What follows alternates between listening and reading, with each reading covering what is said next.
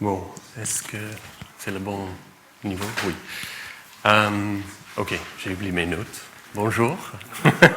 Aujourd'hui, nous allons continuer notre série en Éphésiens. La semaine dernière, Hervé a parlé sur Éphésiens, la fin d'Éphésiens 5. Aujourd'hui, nous allons continuer en Éphésiens 6.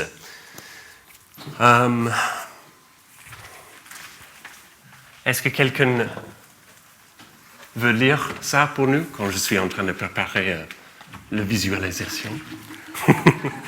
Peut-être oui, merci Mathieu. Jean-François, si c'est possible de mettre le... Voilà.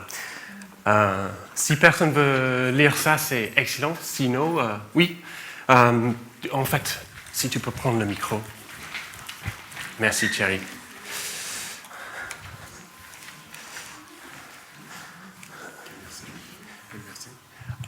Donc c'est Éphésiens 6, versets 1 à 9. Merci. Vous, enfants, obéissez à vos parents à cause du Seigneur, car c'est là ce qui est juste. Honore ton père et ta mère. C'est le premier commandement auquel une promesse est rattachée pour que tu sois heureux et que tu jouisses d'une longue vie sur la terre. Vous, pères, n'exaspérez pas vos enfants, mais élevez-les en les éduquant et en les conseillant d'une manière conforme à la vérité du Seigneur. Vous, esclaves, obéissez à vos maîtres terrestres avec toute la crainte qui s'impose, avec droiture de cœur, et cela par égard pour Christ. N'accomplissez pas votre tâche seulement quand on vous surveille, comme s'il s'agissait de plaire à des hommes, mais agissez comme les esclaves de Christ qui accomplissent la volonté de Dieu de tout leur cœur. Accomplissez votre service de bon gré, comme pour le Seigneur et non pour des hommes, car vous savez que chacun, qu'il soit esclave ou libre, recevra du Seigneur ce qui lui revient selon le bien qu'il leur a fait. Quant à vous, maîtres, agissez suivant les mêmes principes envers vos esclaves, sans user de menaces, car vous savez que le Seigneur, qui est au ciel, est votre maître tout autant que le leur. Il n'agit jamais par favoritisme. Merci, Thierry.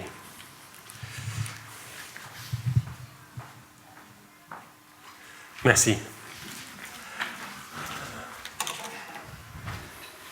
Des règles, des conseils. Je vais juste bouger les choses un peu. Voilà.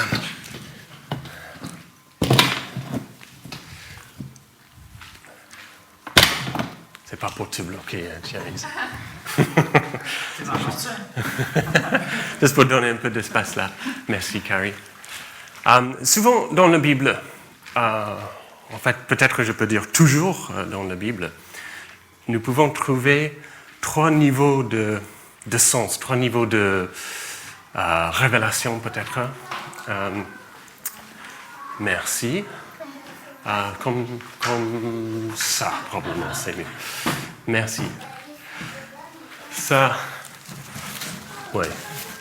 C'est simplement une box, mais on va parler sur ça dans un moment. Il y a le sens pratique. Dieu est pratique. Il a des choses qui sont au niveau surface, qui sont claires, normales, utiles. Il y a un deuxième niveau qui est un peu, quand on fait un peu de recul, un peu plus de perspective. Et le troisième est toujours là, cette sens profonde, quelque chose d'incroyable, mystérieux, mais la réalité, quelque chose bon. Bon, ici, et puis nous sommes une maison de prière pour toute la nation, oui. Nous sommes une église, un lieu où on peut trouver Dieu, Jésus. Et en fait, ces versets, c'est en Marc 11, 17. Et là, Jésus était en train de faire une référence à Ésaïe 56, verset 7, je lis mes notes. Et quand Dieu était en train de parler de quelque chose de plus grand qu'il est en train de faire avec son nation des Israélites, avec l'édit d'entrer en louange, qui était à l'époque représenté par le temple. Regarde le temple. Ce n'était pas exactement dans ce niveau de gloire pendant la période des Israélites, mais il y avait un cour autour avec une clôture, avec des portes. Il y avait le temple ou le tabernacle avant ça, là. Et devant ça, il y a altar, comment on dit ça? Autel, merci, autel.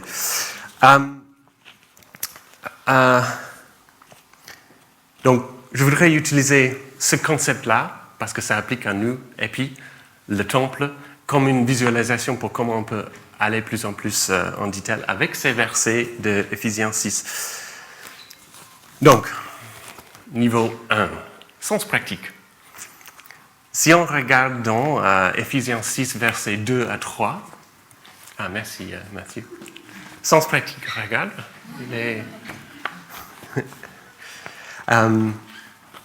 C'est honore ton père et ta mère. C'est le premier commandement avec une promesse. Je vais sortir un peu. Oui. Afin que tu sois heureux et que tu vives longtemps sur la terre. Clairement, honore ton père et ta mère. C'est en référence à les 10 commandements. C'est en Exode 20, verset 12. On peut trouver ça. Et Dieu était en train de parler là, de donner les lois, les instructions aux Israélites pour la création de nouvelles cultures, de nouvelles sociétés, pour aller chercher la nouvelle terre. Et si les Israélites honoraient leurs parents, ils vont vivre longtemps heureux et contents dans ces nouvelles terres. Okay? Donc c'est très pratique, c'est très...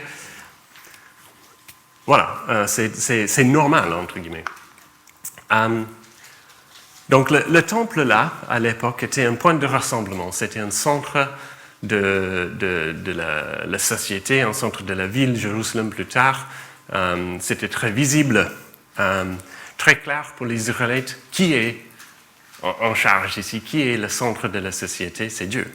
Avec son temple, au centre, là, tout le monde peut voir, tous les étrangers peuvent venir de loin et dire « Ah, il servait un Dieu qui a un assez bel temple. » Bon, ça c'est le centre, ça c'est le but, ça c'est l'image pour ce peuple. Mais c'est plus que ça. En Éphésiens 6, oui, si le... Pardon, qu'est-ce que j'ai perdu, excuse-moi. Oui, donc si on a une société qui fonctionne bien, comme ça, tout est propre et tout est bien. Et on peut voir en verset 9, et verset 5 et verset 9 aussi, il y a les serviteurs, l'esclave dans la période, c'était normal pendant la période. S'ils travaillent bien, si les maîtres sont bons avec toutes leurs responsabilités, on a une économie, une société qui fonctionne bien et tout est bon. Hein? On est dans le bon type de société. On peut voir Romains 13, verset 1. Et ici, Paul parle d'obéissance vis-à-vis de nos chefs dans notre société.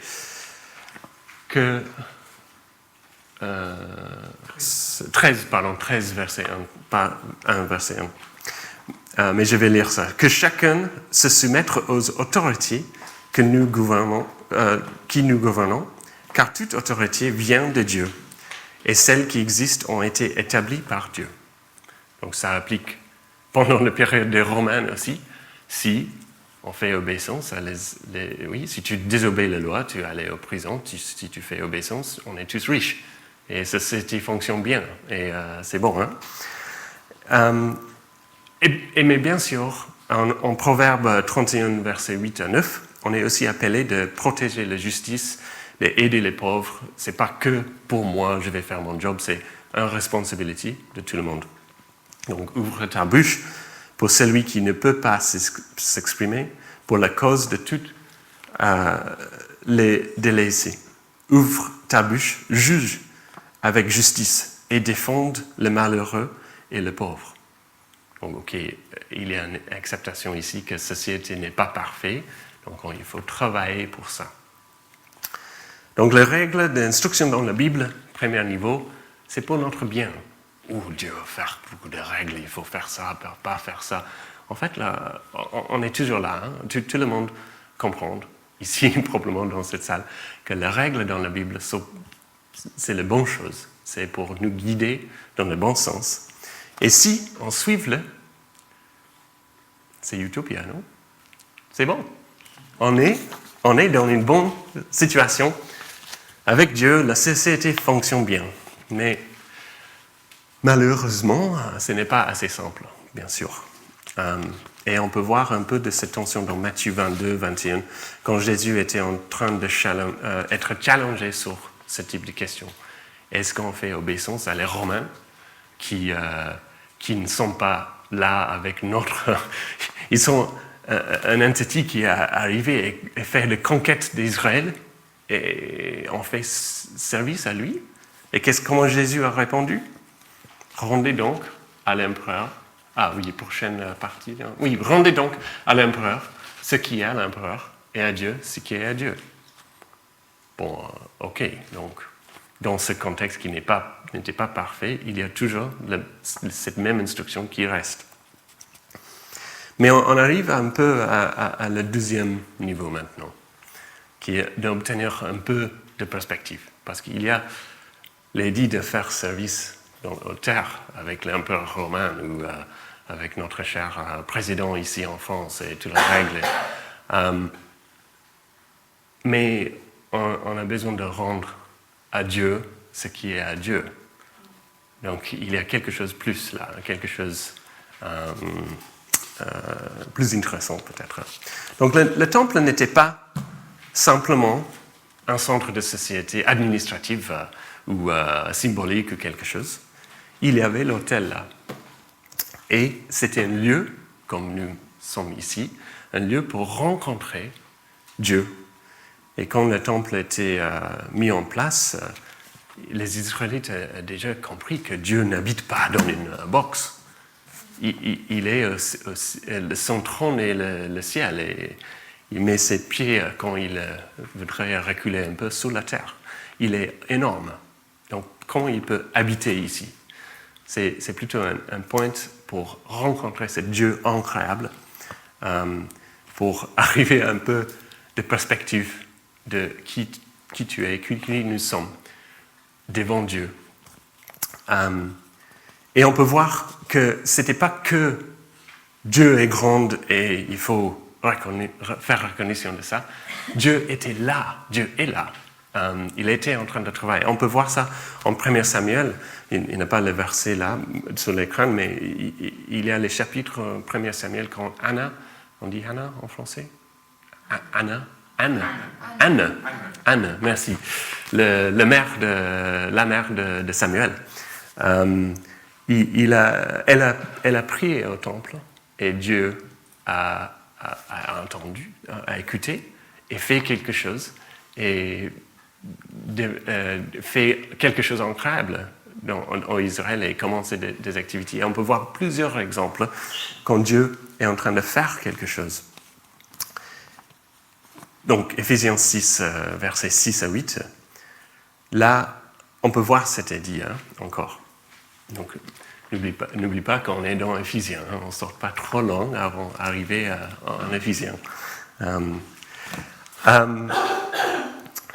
Oui, donc nous travaillons non pas seulement sur les œufs, ça veut dire nos maîtres, nos employeurs, mais comme pour plaire les hommes, mais comme les serviteurs de Christ, qui font de bon cœur la volonté, tout leur cœur, la volonté de Dieu. Servez-le avec empressement, comme servante le Seigneur et non des hommes, sachant que chacun, soit esclave, soit libre, recevra du Seigneur selon ce qu'il aura fait de bien. Donc, ok, un peu de perspective. Encore, nous ne sommes pas dans un contexte trop complexe. Quand on travaille, on est devant Dieu en première place, et puis on est devant notre maître et avec nos familles, etc., au terre. Et nous pouvons trouver ce type de message aussi en 1 Corinthiens, chapitre 7, donc versets 19 à 24. C'est un peu long. Est-ce que quelqu'un veut lire ça avec un meilleur accent? Ou sinon, je peux le lire. Oui, tu peux?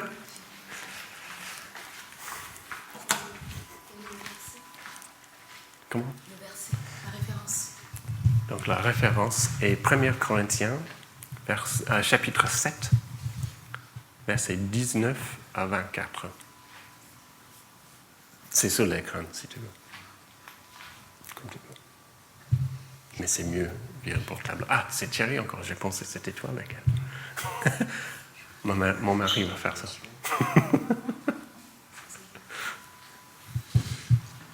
La circoncision n'est rien, et l'inconcision n'est rien non plus, mais ce qui compte, c'est le respect des commandements de Dieu. Que chacun reste dans la condition qui était la sienne lorsqu'il a été appelé. Es-tu esclave quand tu as été appelé? Étais-tu esclave quand tu as été appelé? Ne t'inquiète pas, mais si tu peux devenir libre, profites-en plutôt. En effet, l'esclave qui a été appelé par le Seigneur est un affranchi du Seigneur. De même, l'homme libre qui a été appelé est un esclave de Christ. Vous avez été rachetés à un grand prix. Ne devenez pas esclaves des hommes. Frères et sœurs, que chacun reste devant Dieu dans la condition qui était la sienne lorsqu'il a été appelé. Merci.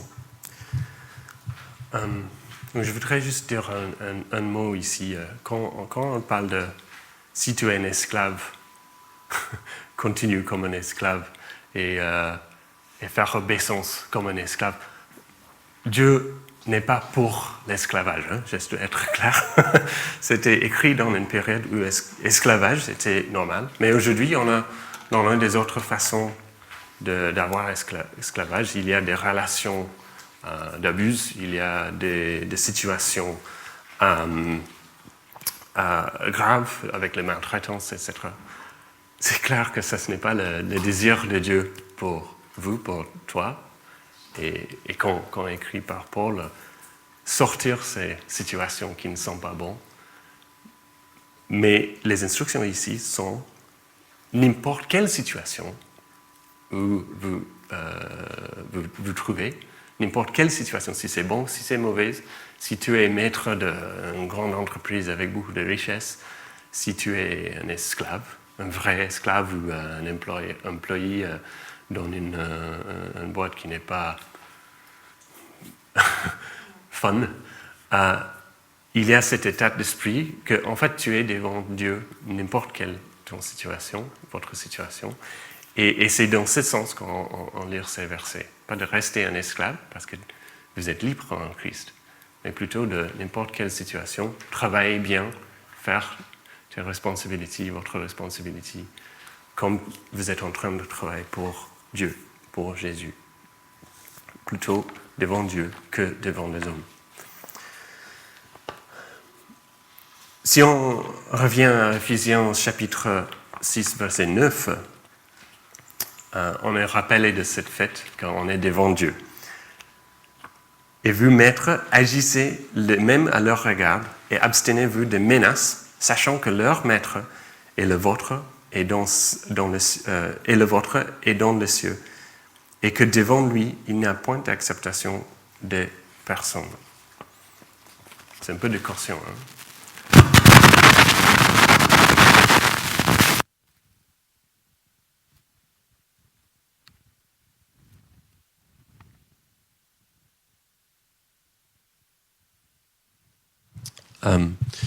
Oui. Donc,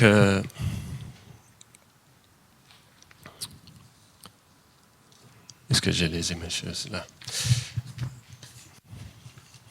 Oui, donc, si tu es responsable dans ton travail, par exemple, ou dans votre famille, attention, Dieu regarde chaque moment pourquoi tu fais des choses. Si tu prends l'autorité pour ton bien et pas pour le bien de vos employés, Dieu peut le voir et il va les défendre les personnes qui n'est pas contentes. Deutéronome 10, versets 17 à 18. En effet, l'Éternel, votre Dieu, est le Dieu des dieux, le Seigneur des seigneurs, le Dieu grand, fort et redoutable. Il ne fait pas de favoritisme et n'accepte pas de pots de vin. Il fait droit à l'orphelin et à la veuve. Il aime l'étranger et lui donne de la nourriture et des vêtements. Donc, faire attention si tu es la personne qui n'est pas en train de être aligné avec Dieu. Mais dans l'autre sens aussi, ça marche dans les deux sens. Si vous trouvez que vous êtes l'orphelin ou l'étranger ou au-dessus un maître qui n'est pas sympa, qui est difficile, vous avez un défendeur plus fort. L'Éternel, le Dieu des dieux, le Seigneur des seigneurs, il a toute la puissance, tout le pouvoir. Et il va travailler pour vous. Et nous pouvons appuyer sur Dieu. Alors, donc les instructions sont simplement les règles pratiques, ok? On est dans ce deuxième niveau. C'est une proposition de l'état d'esprit, une façon de penser, une reconnaissance que Dieu est là, que Dieu est vivant, qu'il est actif. Et on est en train de stocker les trésors au ciel et pas sur la terre, comme en Luc 12, 22, 23. Et en fait, la loi est résumée par Jésus, un verset très très connu par tout le monde, en Matthieu 22, versets 36 à 40. Quand Jésus a dit, « Tu aimeras le Seigneur, ton Dieu, de tout ton cœur, de toute ton âme et de toute ta pensée. » C'est le premier commandement et le plus grand. Et voici le deuxième qui est semblable. « Tu aimeras ton prochain comme toi-même. De ces deux commandements dépendant toute la loi et des prophètes. » Ok, donc en Éphésiens, on a quelques commandements. En fait, c'est l'amour. Et ici, on commence à toucher à notre troisième niveau. Ce sens profond. Tous les prophètes dépendent sur l'édit d'aimer Dieu et d'aimer ton prochain. Et aussi toi-même. Hein. Si tu aimes ton prochain comme toi-même, il faut que tu aies un respect pour toi aussi. Tu as un respect pour les gens autour de vous. Tu as un respect profond pour Dieu, qui est Dieu. Est-ce qu'il y a dans la Bible un passage qui traite l'aspect d'amour que quelqu'un connaît? Oui. Il y a clairement une seule réponse à ça. 1 Corinthiens, chapitre 13. Donc si on peut voir versets 8 à 13. Oui, est-ce que quelqu'un peut lire ça? Thierry a déjà lu deux choses.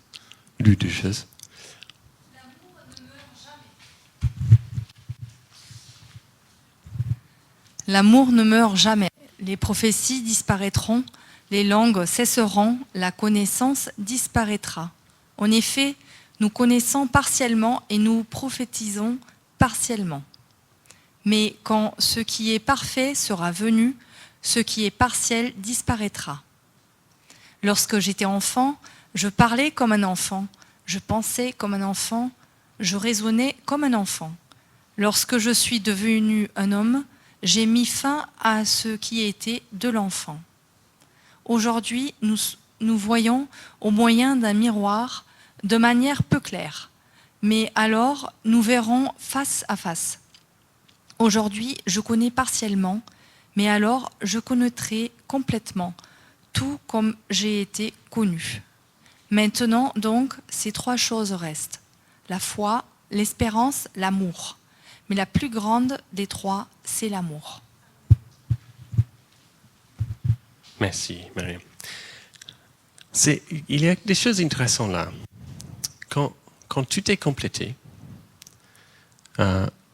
les prophéties vont disparaître, les langues vont changer, vont disparaître. Les langues qu'on parle aujourd'hui, français, anglais, allemand, n'importe quelle langue, va disparaître petit à petit. Ce n'est pas quelque chose à jamais. Mais l'amour qui est pratiqué maintenant, qu'on peut voir maintenant avec Dieu, dans le sens de comme Dieu a défini l'amour, ça va continuer de maintenant jusqu'à jamais. Quand tout est complété, quand tout est fini, et Dieu a fini son travail sur la terre, c'est l'amour qui va rester. Ok, donc un deuxième élément. La semaine passée, Hervé a parlé sur la relation entre un mari et une femme, en termes de responsibility, en termes de soumission. C'était Ephésiens 5, fin de chapitre 5. Et Hervé a dit quelque chose d'important pendant son prédication. Il a dit, en fait, ça c'est tout pris dans le contexte d'Éphésiens chapitre 5, verset 1, où c'est le titre de ce partie de la Bible est écrit « Soyez donc les imitateurs de Dieu, puisque vous êtes ses enfants bien-aimés. » Donc on est imitateurs de Dieu. Et c'est dans ce contexte on est en train de prendre ce début de chapitre 6 d'Éphésiens. Parce que les chapitres n'existaient pas quand Paul était en train d'écrire ça. Hein. C'était une seule lettre. Alors, une première partie, ce niveau profond, est qu'on est en train d'être des imitateurs de Dieu. Ok, peut-être que ce n'est pas assez profond. On est en train d'essayer la température de l'eau. Mais c'est important. Nous avons été créés à son image et on a effectivement oublié comment nous comporter. Donc il y a quelques bons conseils là. N'oublie pas, ça c'est la façon à vous comporter. Et j'ai besoin de quelqu'un pour lire ce prochain passage aussi parce que c'est très important et le français est un peu... Oh non, peut-être que je vais lire ça parce que je voudrais faire une pause pendant le... Il y a quelque chose d'incroyable, je trouve, écrit dans Jean chapitre 17, versets 20 à 25. C'est Jésus qui est en train de prier. Jésus est en train de parler au Dieu, à Dieu le Père. Je ne prie pas pour eux seulement, parlant sur son disciple, les gens de terre, mais encore pour ceux qui croiront en moi à travers leurs paroles. C'est nous ça. Afin que tu sois un comme toi, Père. Tu es en moi, et comme je suis en toi, afin qu'eux aussi soient un en nous, pour que le monde croie que tu m'as envoyé. Je leur ai donné la gloire que tu m'as donnée, afin qu'ils soient un comme nous sommes un. Moi en eux et toi en moi, afin qu'ils soient parfaitement un, et qu'ainsi le monde reconnaisse que tu m'as envoyé et que tu les as aimés comme tu m'as aimé.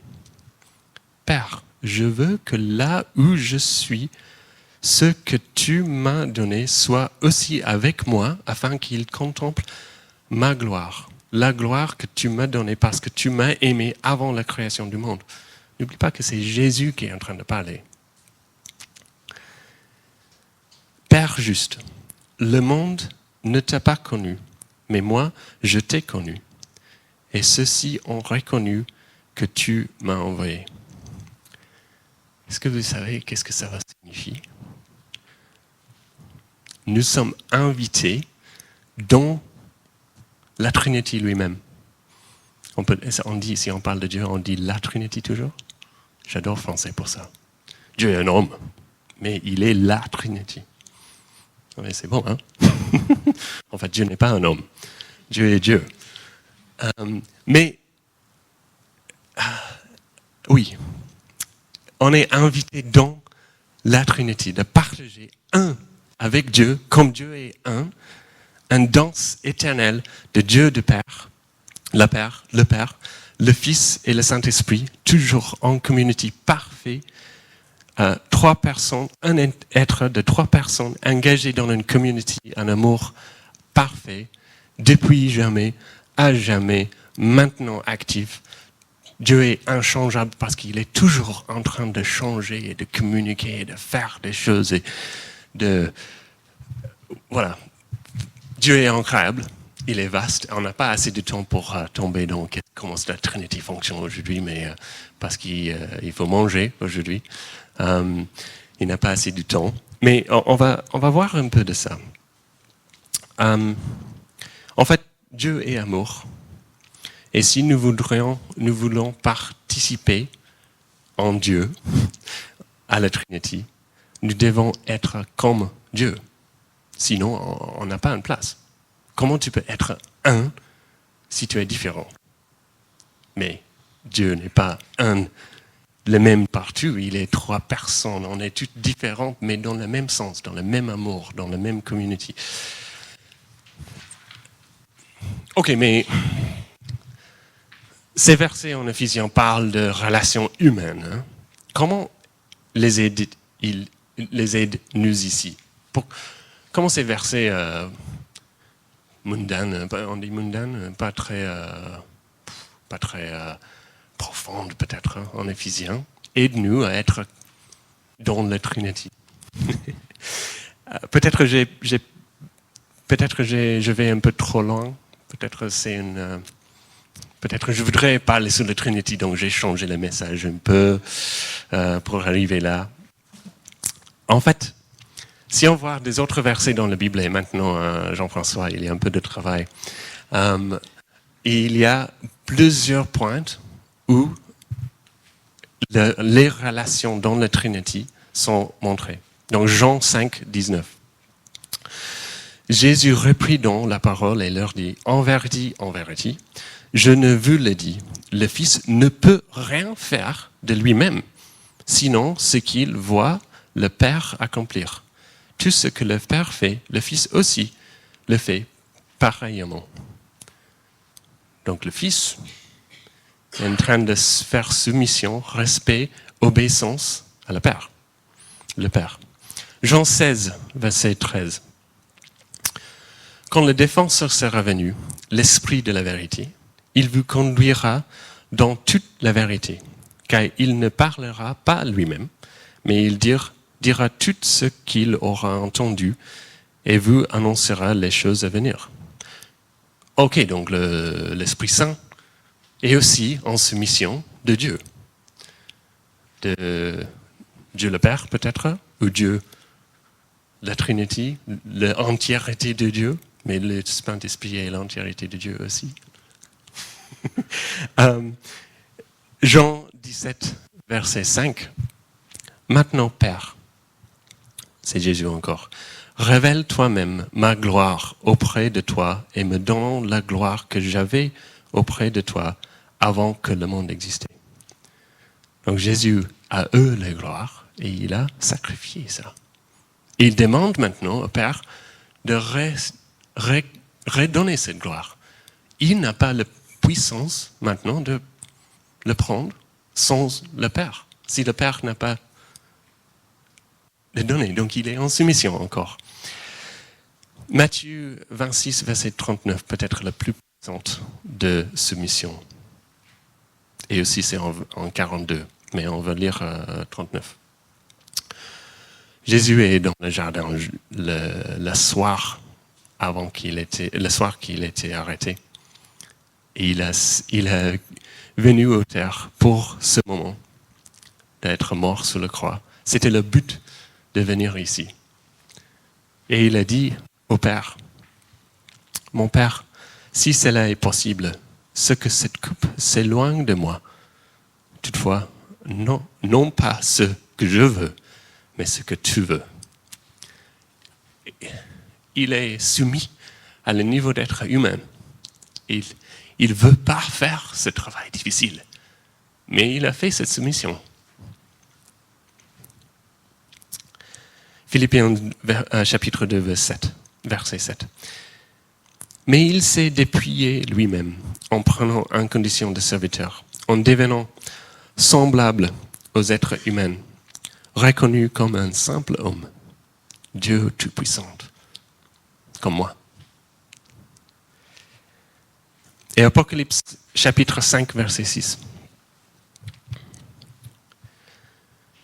Puis je vis, au milieu du trône et des 4 êtres vivants, et au milieu des anciens, un agneau debout comme offert en sacrifice. Alors, maintenant, qui est le plus puissant? C'est le Fils. Le Père a fait soumission, entre guillemets, on peut dire, au Fils. Et le Père a donné le trône à son Fils pour avoir toute la puissance, toute l'autorité pour finir le travail, pour compléter le travail de création. Et 1 Corinthiens 15, 24, 28.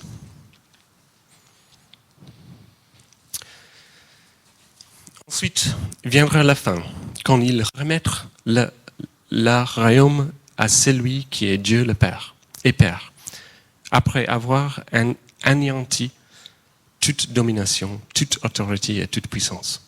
En fait, il faut qu'il règne jusqu'à ce qu'il ait mis tous ses ennemis sous ses pieds. Le dernier ennemi qui sera anéanti, c'est la mort. Dieu, en effet, a mis tout sous ses pieds. On parle de Jésus. Mais lorsque Dieu dit que tout lui a été soumis, il est évident que c'est à l'exception de celui qui lui a soumis toutes choses. Lorsque tout lui aura été soumis, alors le Fils lui-même se soumettra à celui qui lui a soumis toutes choses, afin que Dieu soit tout en tout. Tu vois? Tout le monde dans la Trinité est toujours en train de faire soumission à honorer l'autre, à donner l'autre la responsabilité, le pouvoir,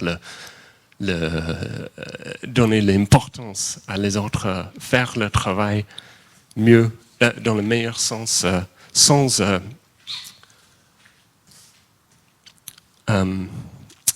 l'idée de... Voilà. On peut passer toute la journée sur le concept de Trinity, sur ces passages-là. Mais Dieu est amour, et cet amour est exprimé comme cette idée d'amour en soumission. Soumission respectueuse, les uns envers les autres. Un amour qui respectueux et valorisant l'autre. Ce n'est pas une hiérarchie où je renforce mon juste place, plus importante que toi, mais un peu moins importante de vous. Non. Ce n'est pas un positionnement d'hierarchie, c'est pas trouver ta place et renforcer ça. C'est une continuelle soumission. Si tu es maître, prends la responsabilité comme un serviteur. Si tu es serviteur, prends la responsabilité comme tu es responsable pour ton travail. Oui, père, fils ou maman et fille, homme, femme, notre image pour aller profonde. Il y a dans le temple, je vais juste faire ça là,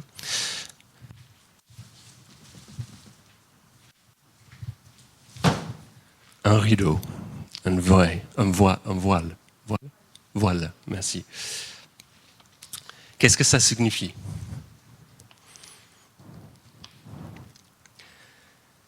C'est la séparation de Dieu dans ce box. Il n'est pas vraiment dans le box, mais c'est une séparation de Dieu, le place saint, de le peuple qui les adoraient, même ces peuples. Oui, pas le foule autour, même ces peuples. Il y a une séparation là. Parce que Dieu est trop puissant et aucun péché, aucun pécheur peut survivre dans son présence. C'est impossible. Donc pour la protection des prêtres même ici, il y a cette rideau. Matthieu 27, 50 à 51. Tout le monde connaît ces versets. Donc Jésus poussa de nouveau un grand cri et rendit l'esprit. Donc on est à le moment de la mort de Jésus.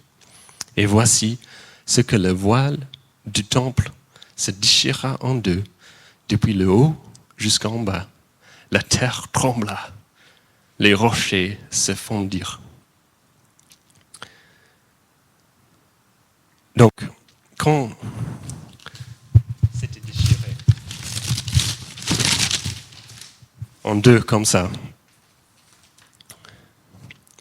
c'est-à-dire que désormais, il n'y a aucune barrière, aucun empêchement pour entrer dans la pleine présence de Dieu, pour participer à la relation de Trinity.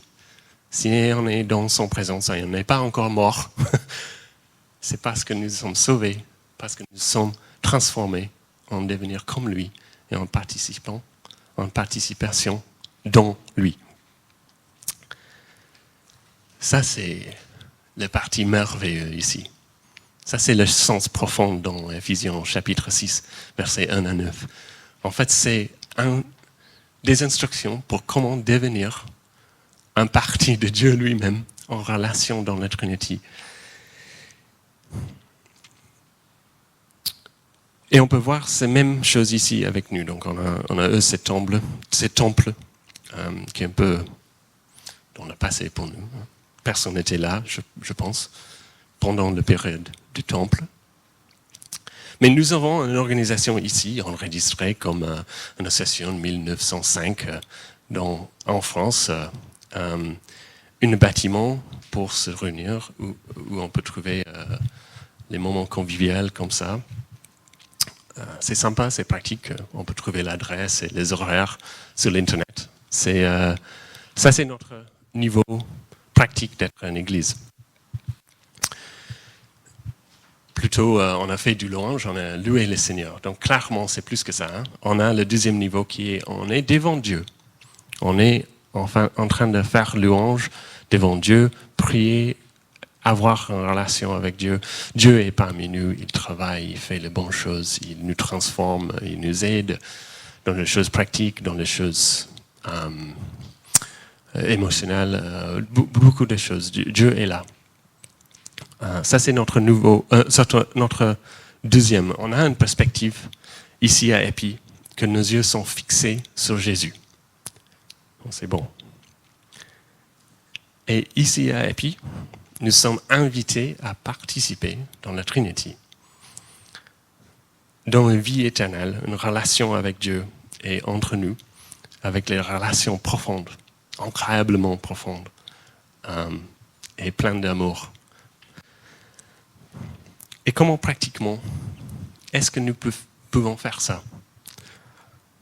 Mais si tu es un enfant, faire obéissance à tes parents, respecte-les. Si tu es un parent, fais le mieux que tu peux pour tes enfants. Mets chacun de tes enfants en première place pour leur éducation, pour leur formation, pour former lui en train de grandir. Si tu travailles pour quelqu'un, je parle de tu, peut-être je peux parler de vous, mais voilà, excuse-moi. Si tu travailles pour quelqu'un, fais un bon travail bien, comme tu es en train de travailler pour Dieu. Si tu es responsable pour quelqu'un au travail ou n'importe où, quelqu'un travaille dans ton jardin ou tu travailles tu es responsable pour une petite entreprise, une seule personne ou une grande responsabilité. Prends ça au sérieux et faire ça bien. Et fais-tu en relation avec Dieu. Dieu Tout-Puissant, il a lui-même ouvert le chemin vers lui-même. Il est parmi nous, son Saint-Esprit est actif ici. Et dans notre vie quotidienne, il est toujours là. Et si on appuie sur lui, il répond à cette relation. C'est l'amour. Et ça, c'est comment, pratiquement, on peut participer. L'amour auquel nous sommes invités à participer se poursuivra jusqu'à la nouvelle création. Si nous voulons participer à la Trinité, nous pouvons commencer maintenant, parce que la vie éternelle commence maintenant, jusqu'à jamais. Bon, prions. Merci Seigneur pour la parole que tu as écrite pour nous via tes disciples. Merci pour le fait que depuis le début, tu as eu un plan pour nous bénir, un plan qui est merveilleux et plus grand que nous pouvons comprendre aujourd'hui. Aidez-nous à entrer dans ta présence pour répondre à l'invitation que tu as nous donnée. Et dans chaque moment de notre vie, chaque aspect de nos vies, de faire soumission à toi,